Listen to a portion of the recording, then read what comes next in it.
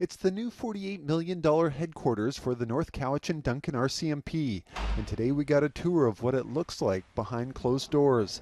From the high security cell block to interview rooms to the Forensic Identification Services Unit, North Cowichan's former mayor says he's thrilled it's done.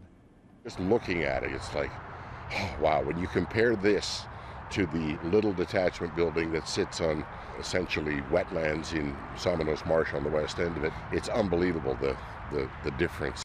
Yesterday, nearly 110 dignitaries, officers, and guests officially opened the 50,000 square foot detachment. That's 5 times the size of their former one. North Cowichan's current mayor says the building will help the municipality reach its climate action goals. This new RCMP building will be net zero ready and features many green building design elements, such as daylight sensors to reduce electrical needs. The building also uses solar PV panels and solar shades to reduce the cooling demand.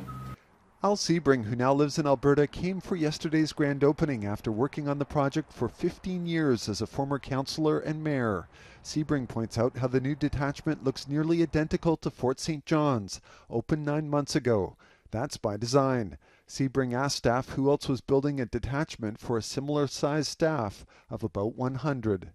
We found Fort St. John was building a detachment, and they had already done some of their design work and stuff, and we just called them and said, what did you pay for your architect and design work? We'll pay you half, and we'll use your design. That's kind of how it ended up.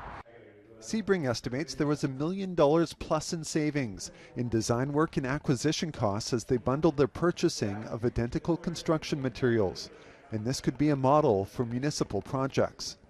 We're not building McDonald's, I get that, but at the same time, there are some principles from that kind of approach to infrastructure that we can use in the public sector and save some money.